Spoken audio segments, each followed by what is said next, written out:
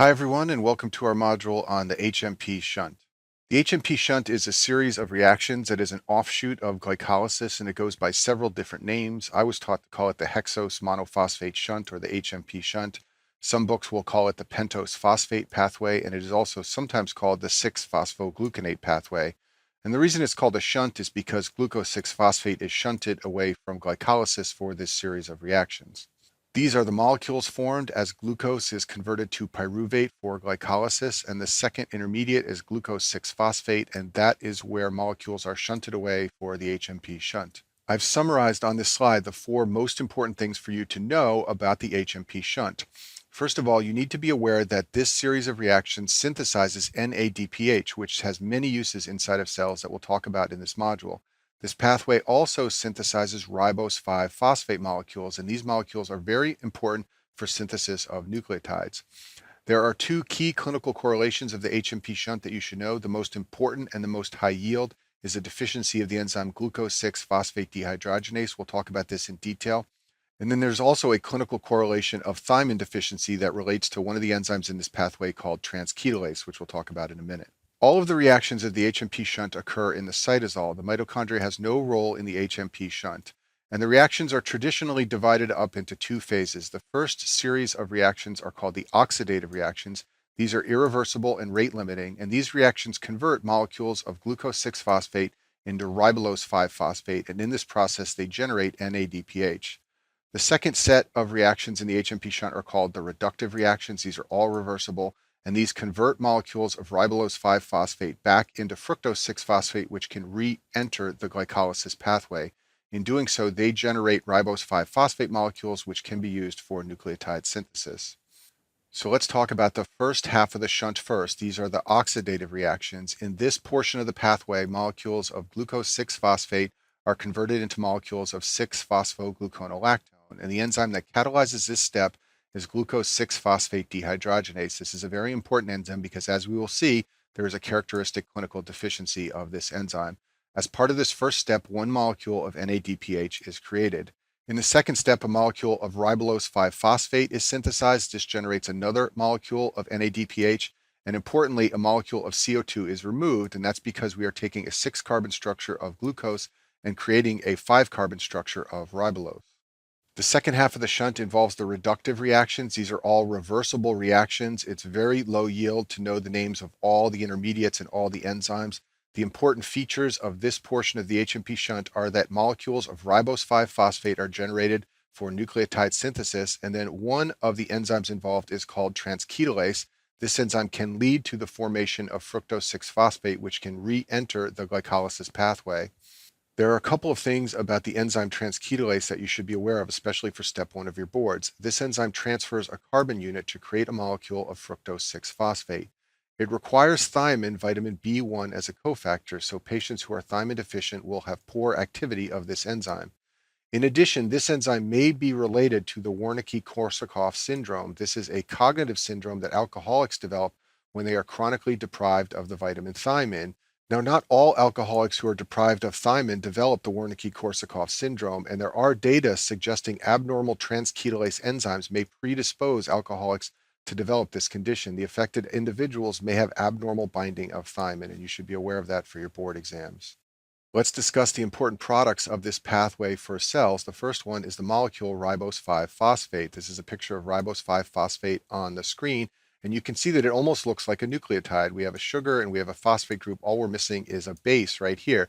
So if we add a base to this molecule, we would have either a purine like adenosine or guanosine, or we could synthesize a pyrimidine like cytosine, uridine, and thymidine. And in the modules on nucleotide synthesis, I talk about how these molecules from the HMP shunt are used to synthesize these nucleotides. NADPH stands for nicotinamide adenine dinucleotide phosphate, and it has a very similar structure to NADH, but don't confuse it with that molecule because it has an entirely different function.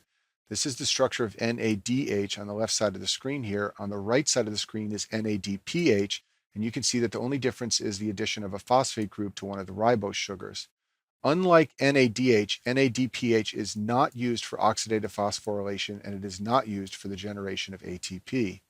NADPH is used in so-called reductive reactions. It will release its hydrogen to form NAD+, and in doing so, it will donate an electron to other molecules for chemical reactions. The first use it has is as a cofactor in fatty acid and steroid synthesis. So tissues like the liver and the mammary glands and the testes and the adrenal cortex, they all use a lot of NADPH in order to synthesize fatty acids and steroids. The second use is for phagocytosis, which we'll talk about in a minute. And then finally, it is very important for protecting cells, especially red cells, from oxidative damage. So let's talk about the utility of NADPH for killing of bacteria by phagocytes. This involves a process called the respiratory burst. Phagocytes generate hydrogen peroxide in order to kill bacteria. This is called oxygen-dependent killing. There is another process phagocytes use called oxygen-independent killing, and this involves using things like low pH and enzymes to destroy bacteria, but it does not involve oxygen. So for the oxygen-dependent killing, phagocytes need to generate hydrogen peroxide. In order to do that, they need three important enzymes: NADPH oxidase, superoxide dismutase, and myeloperoxidase. So this is the process of the respiratory burst. So you can imagine that a macrophage has engulfed a bacteria, and now it will use this series of reactions in order to kill the bacteria. The process begins with oxygen. That's why this is called oxygen-dependent killing. And the first step involves conversion of oxygen to an oxygen radical. This is done by the enzyme NADPH oxidase, and it uses a molecule of NADPH that comes from the HMP shunt. The second step involves generation of hydrogen peroxide. This is done by an enzyme called superoxide dismutase. And then finally, the enzyme myeloperoxidase can use a chloride ion and create a molecule of hypochlorous acid. And you may know that hypochlorous acid is what you find in common household bleach. All three of these intermediates, the oxygen radicals, the hydrogen peroxide, and the hypochlorous acid, can all lead to bacterial cell death. They can kill the bacteria inside of the phagocyte. There is an important clinical correlation of the respiratory burst, and that is the condition chronic granulomatous disease. This occurs in people who have lost function of the enzyme NADPH oxidase, and therefore their phagocytes cannot generate hydrogen peroxide. If we go back a slide, you can see that NADPH oxidase is the enzyme that starts this whole process going. So people who are deficient in this enzyme cannot generate any of these molecules that lead to oxygen-dependent bacterial death. Interestingly, there are bacteria that lack an enzyme called catalase. These are called catalase-negative bacteria, and they generate their own hydrogen peroxide, and the phagocytes can steal or hijack the bacterial hydrogen peroxide and use it to spite their enzyme deficiency. So if we go back a slide, in patients who lack NADPH oxidase with catalase-negative bacteria, they can steal hydrogen peroxide from the bacteria, and then they can use that to kill the bacteria. In addition, they can convert it to hypochlorous acid and also use that to kill the bacteria. Catalase-positive bacteria, however, break down hydrogen peroxide and do not generate any for the phagocyte to steal. Thus, the host cells have no hydrogen peroxide, and this leads to recurrent infections. There are 5 organisms that cause almost all of the chronic granulomatous disease infections. These are Staph aureus, Pseudomonas, Serratia, Nocardia, and Aspergillus. And all of these are catalase bacteria organisms, and therefore they don't generate any hydrogen peroxide for the cell to steal. Back to our slide of the utility of NADPH. The third use of NADPH is to protect cells from oxidative damage. And the easiest way to understand that is to talk about G6PD deficiency. If we go back to our overview of the oxidative reactions of the HMP shunt, the first step of this pathway is catalyzed by the enzyme glucose-6-phosphate dehydrogenase. So people who are deficient in this enzyme will have a reduced ability to generate NADPH by these two reactions. So the syndrome of a G6PD deficiency occurs because cells, especially red cells, lack NADPH. And NADPH is very important, particularly for red blood cells, to maintain normal function of the cell. It turns out that there are a number of environmental triggers which can generate hydrogen peroxide inside of red cells. These include things like infections, certain drugs, and fava beans. We'll talk about all of these in a minute. But the point here is that they lead to hydrogen peroxide formation inside of red cells. If the red cell has NADPH, then it can use that to degrade the hydrogen peroxide. We'll talk about exactly how in a minute. But in people who have a deficiency of the enzyme G6PD, they cannot generate enough NADPH, and this leads to hemolysis. And that is the hallmark of G6PD deficiency, is hemolysis in response to certain classic environmental triggers. So in order to understand how NADPH protects red blood cells from oxidative damage and hydrogen peroxide, we need to understand a molecule called glutathione. This is the structure of glutathione on the screen here, and it is very important for protecting red cells from oxidative damage. In order to understand this, I want you to imagine that we have a healthy red blood cell, but it is deficient in the enzyme G6PD.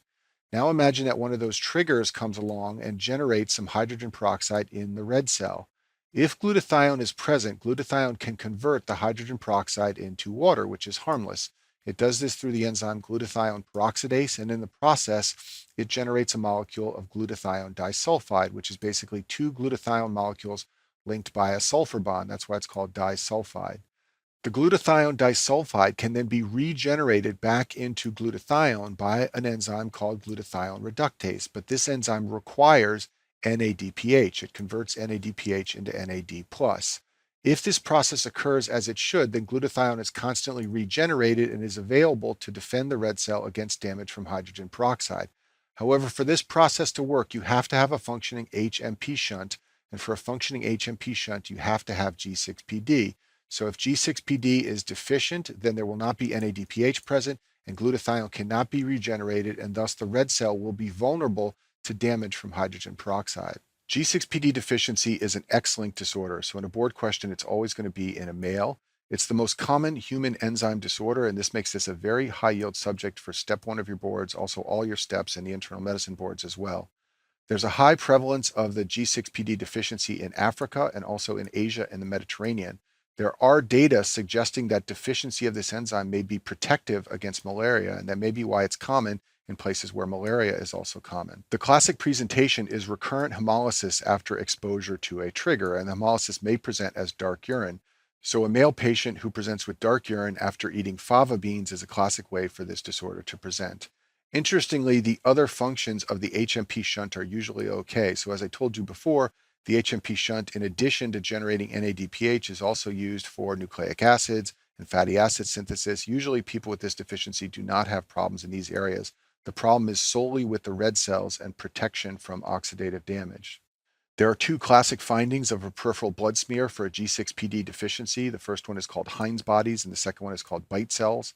Heinz bodies are oxidized globin chains that have precipitated inside of the red cells. This is a drawing of what they might look like here.